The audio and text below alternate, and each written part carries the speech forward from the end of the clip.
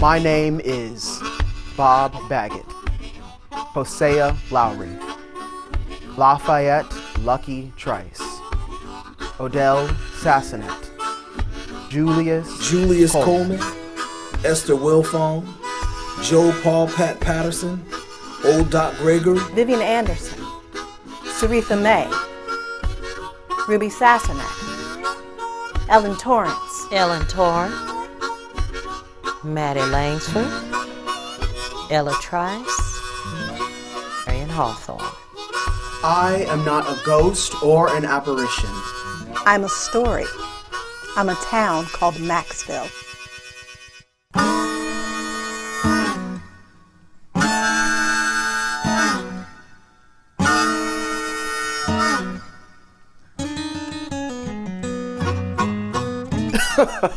Maxville? Oh my, you looking for pleasure, you gotta go someplace else. They work you 6 out of 7, from can't see to can't see. Leave in the pitch dark, get home in the pitch dark. Hard work, falling trees with a 2-man crosscut. We used to call them misery whips. I was partnered with Odell my first day. Man, he rode me without mercy.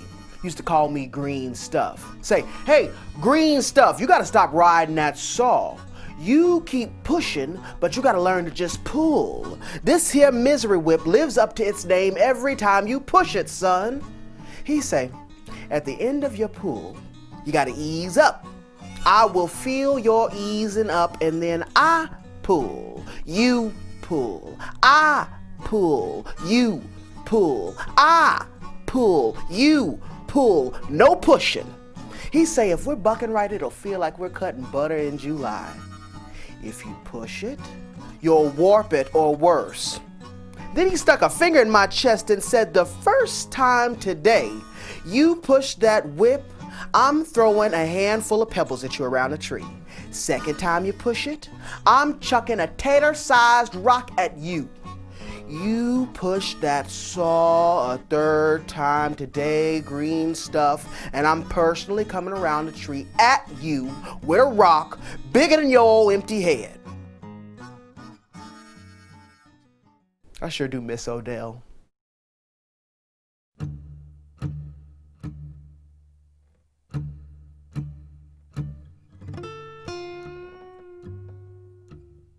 Yes, Bowman Hicks put whites on one side of rail tracks and coloreds on the other. For the most part, we got along, sometimes real good. Other times, well, if somebody's gonna get the dirty end of the stick, we all knew who it was. What they thought was a little scratch felt more like a deep cut. What they thought was a funny joke wasn't. Deep down, I know the names they called some of us, they just thought was normal. But what do you do with that? I mean,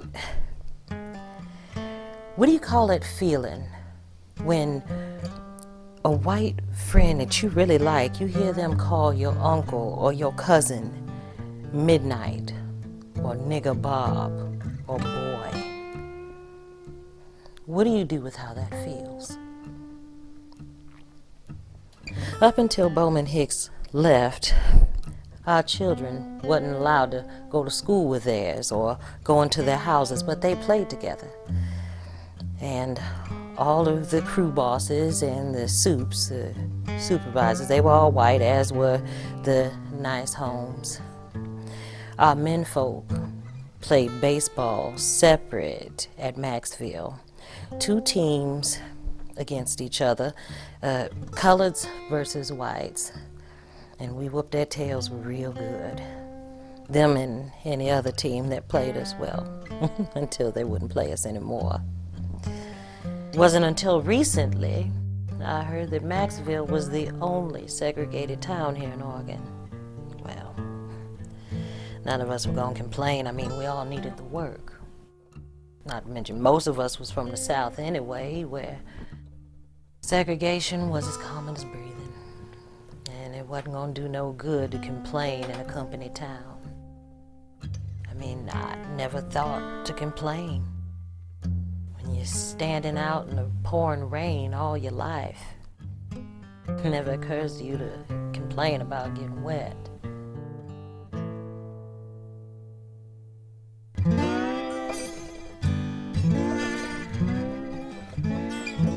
Lots of us came out here from Arkansas and Georgia, Alabama, Florida, and the Midwest, all thinking that Oregon would be a better place to work. But the Klan was here too, and in the 20s pretty much ran the whole state. A little company town remote as Maxville, you'd guess was not going to be a target. But we saw crosses being burned in the hills of Maxville and Wallowa. One night the Klan came out, dressed in their hoods and sheets, and drove right into camp. We all wondered, how will our whites here react? Is there hate flowing in the man that you were logging with this morning? Will he turn his head and look the other way tonight? Will he pull his curtains, lose his hearing? Lynching was a national pastime back then. They stopped on the road in and got out. And then out came our super, the white boss of the camp. He came right at him, held up his hand and stopped him. He told those boys he knew who they were into them hoods, knew their names, their families, where they lived and worked. He told them to turn around and get out, and they weren't welcome in Maxville. Get the hell out and stay out. And damned if they didn't turn around and leave. It was a brave thing to do. He could have just stepped aside. He could have done a number of bad things. But he didn't. It was that night that opened up a lot of eyes and tempered a lot of hearts, including mine.